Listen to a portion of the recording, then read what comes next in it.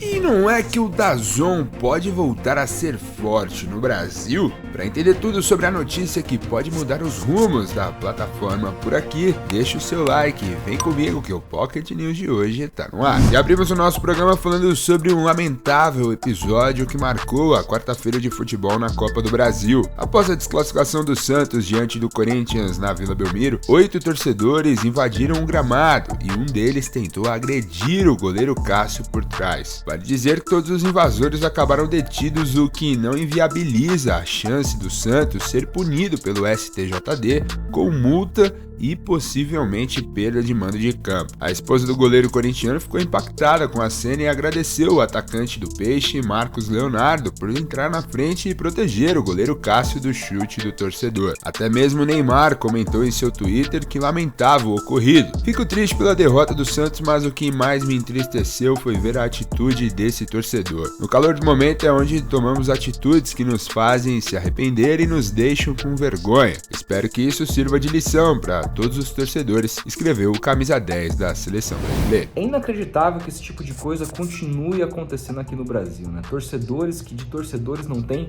absolutamente nada. Um dos poucos trunfos do Santos nesse time, nessa época, se chama Vila Belmiro.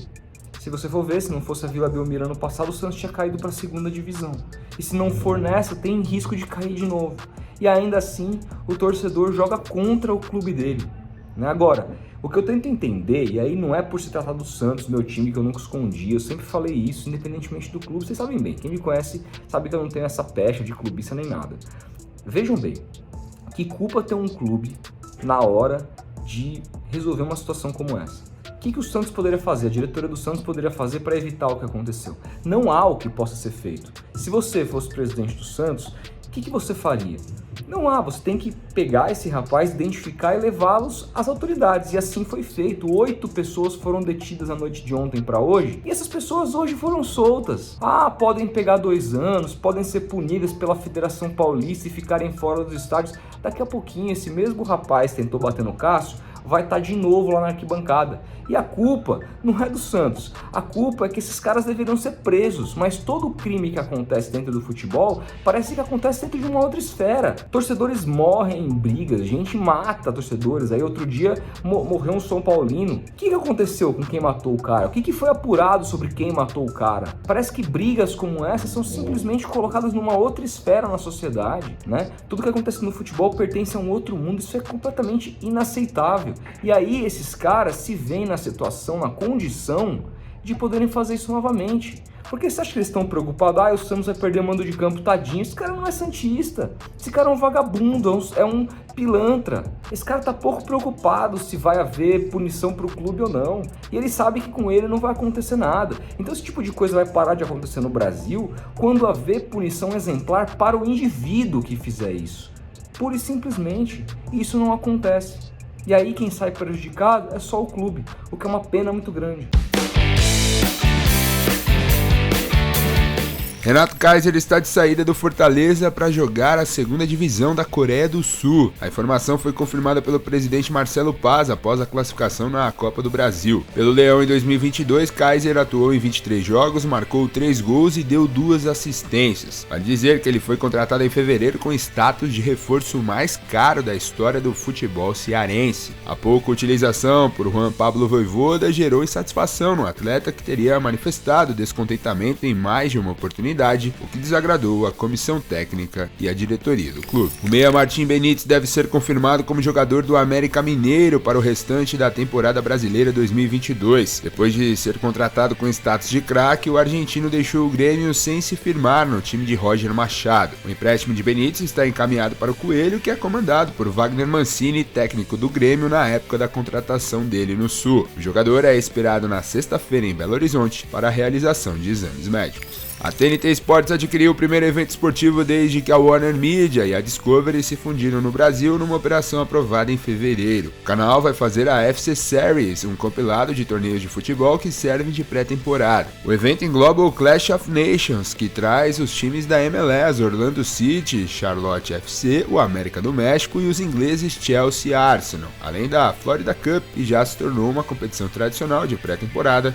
que conta com o clássico londrino entre Chelsea e Arsenal. Apresentadora da ESPN desde 2011, Marcela Rafael renovou seu contrato com o canal esportivo da Disney. Segundo o site Notícias da TV, o novo vínculo foi assinado no início deste mês e será válido por 2 anos. Com isso, Marcela será um rosto exclusivo da ESPN até meados de 2024. Hoje ela apresenta a edição das 8 horas da noite do Sport Center e passou a comandar eventualmente o Linha de Passe, principal mesa redonda do canal. O principal motivo para sua continuidade, segundo o site, é a boa aceitação da audiência ao seu trabalho. A plataforma de streaming DAZN, que por muito pouco não deixou o Brasil, está em estágio avançado de negociações para adquirir a concorrente Eleven Sports. De acordo com o jornal britânico Financial Times, trata-se de uma forma enxergada pelo DAZN de chegar a novos mercados. Com sede no Reino Unido, a Eleven Sports é controlada pelo fundo de investimento Azer, pertencente a Andrea Radrizzani, mesmo dono do Leeds que disputa a Premier League. No ano passado, a empresa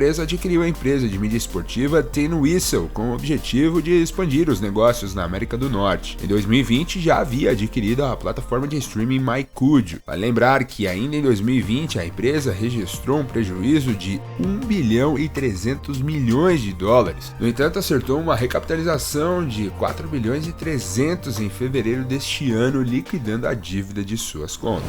Olha, sinceramente eu não vejo como essa compra do DAZN sobre a Eleven Sports possa mudar muita coisa aqui no Brasil.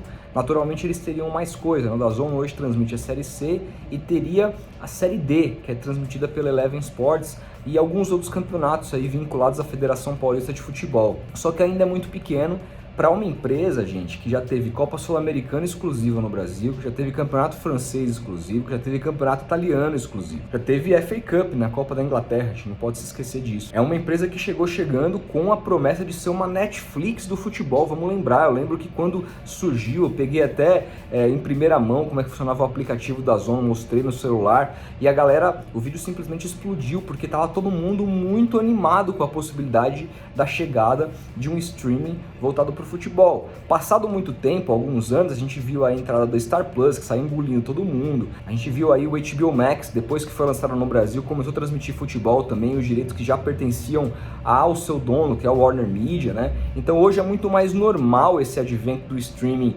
ao vivo e que transmite esporte, sobretudo o futebol, que é o esporte mais amado aqui no Brasil. Isso já não é tão novidade assim, e o DAZN perdeu o time, perdeu direitos porque não soube fazer. A estratégia do DAZN nacionalmente foi muito ruim, mas lá fora a gente não pode se esquecer, o DAZN é gigantesco. Tentou comprar o BT Sports na Inglaterra, que é uma das principais emissoras que tem por lá, tentou comprar por muito dinheiro, não conseguiu, né? Parece que o BT Sports está sendo vendido inclusive aí para Warner por lá.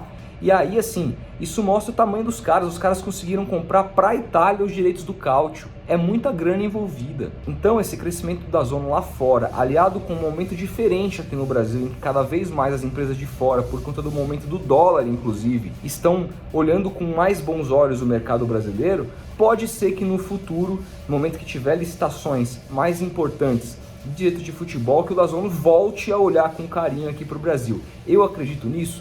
Não acredito nisso, mas quem sabe, o futuro é muito incerto. Quem diria que o DAZN, uma empresa tão grande, ia sair com o rabo entre as pernas da maneira como saiu do Brasil. Então uma outra reviravolta, quem sabe pode acontecer. O que nos resta é tentar fazer uma análise e tentar enxergar. Acho difícil, mas a gente tem que ficar de olho, porque se trata de uma empresa muito grande. Mas eu quero saber de você, qual foi a sua decepção com o DAZN?